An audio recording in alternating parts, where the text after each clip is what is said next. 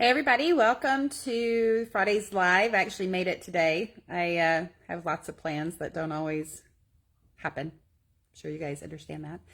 So today, this week, we've been talking about the emotional closet, and we're going to be talking about that in the live. And so if you come on, say hi so that I can see that you're there and say hi back. If you're watching this on replay, just put hashtag replay and just tell me your thoughts, and everybody can support each other. That's what's important about being in a community. I find that lots of us are feeling very isolated these days, post-COVID and post all the stuff going on in the world. And so I think the community part of the Calming the Chaos Collective is really important. And just be brave today and share your thoughts. So we've been talking about stuffing it, and part of what I have recognized over the years of not only being a counselor and a coach, but also and a social worker, but also dealing with my own anxiety is that it's like our brain has this closet, and we stuff all of the hard things, the hard emotions that we don't want to feel, the hard experiences we've had, our secrets that we're ashamed of. We stuff them behind a closet door in our brain and then just force the door shut. So those of you that have a junk drawer, it's kind of like the junk drawer, the junk closet, where you just keep stuffing things in there and then keep trying to close it, and you force stuff that in there and force it down, and you push it down, and you do all those things, and then finally get the door shut or the drawer shut. That's exactly the kind of thing I'm talking about. That's the analogy I like to use. Here's the struggle about that, is that when we have that door shut and slam shut in our brain, at some point things are going to leak out from underneath the door. And that's when I think a lot of our anxiety starts coming into play, because we get triggered by something that reminds us of something behind that closed door. And all these emotions start. So that emotional upheaval, that your chest feels tight. We talk a lot about body awareness. Stomach feels tight, shoulders feel tight, heat. You start feeling that heat, and often it's because of that stuff coming out under the closet that you haven't dealt with. And I think what's really important is just a recognition of that. For those of you that have been here for a while and have been watching my lives, one of the things I talk about is that my door often things sneak out underneath it, or it just comes screaming wide open as I'm trying to parent my son. There's just triggers that there's nothing like being a parent to get triggered all the time with your emotional chaos. And so as I'm reacting and not acting, I know that it's because this closet door has either stuff's leaking out or it just comes screaming wide open.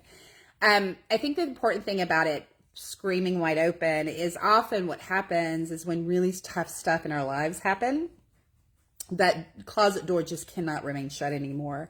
And there's this overwhelming feeling of emotion, and you're not even sure what it is. And the reason for that is because, again, our brains, it takes keeping that door shut and slam shut and everything compartmentalized behind that door, takes a lot of brain energy. And so when we have all this outside stuff coming at us because of hard stuff in life, deaths, life transition, job transition, financial things, all the things that we deal with, your brain is just so overloaded trying to figure out how to deal with that it can't keep this door shut, and all the emotions and all the secrets and all the stuff slammed behind it. And I particularly remember one time I was just dealing with a lot of stress, and it wasn't awful stress. It wasn't, it was just really a lot of, had a really stressful job, and it just was really weighing on my brain more than I noticed. And I was going down the freeway, and my closet door came open, and all this flooding of emotions and stuff, just things I had done in my life that I wasn't proud of, and all of this stuff starts coming, just screaming out of that door. And I actually had to pull over and sit there and go, what is happening? Like, what, I started having like this panic attack. It's one of the few panic attacks I've ever had in my life.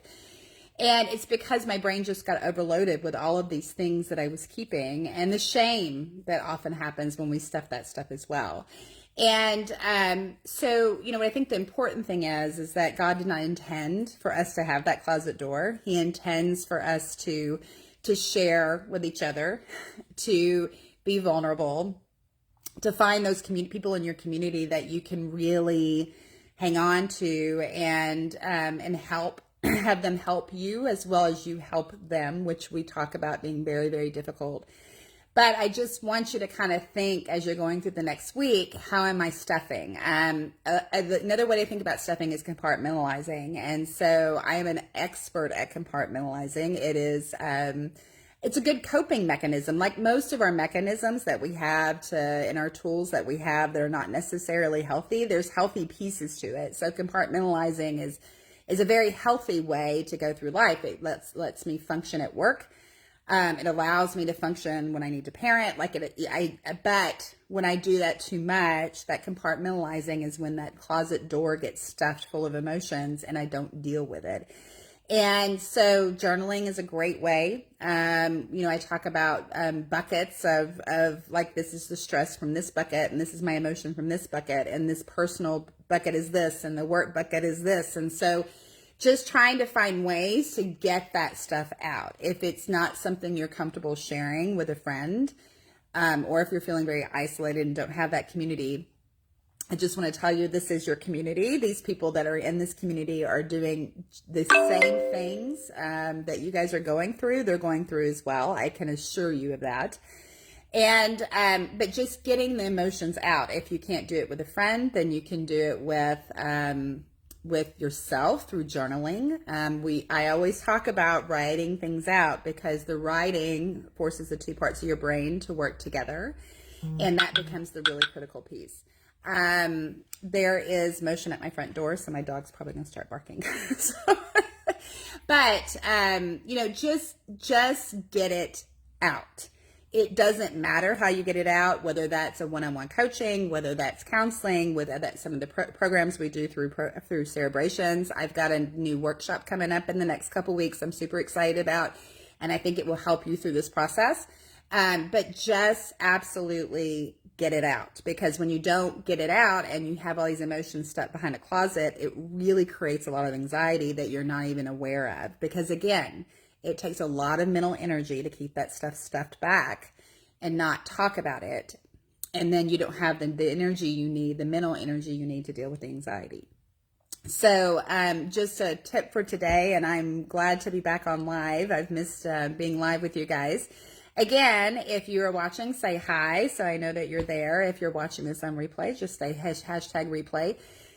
Keep your eyes open over the next couple weeks. I've got a new workshop coming up. I've got a really cool program that we piloted back in December coming. That's going to be a really, I think, great way for people to connect with others, a safe way to connect with others, but to still get the accountability and the community you really need to make the change, so that you're not keep surviving, you don't keep reacting, but you start acting and thriving. So that's always the goal that we have with controlling our anxiety. So you guys have a great week, and I will talk to you soon.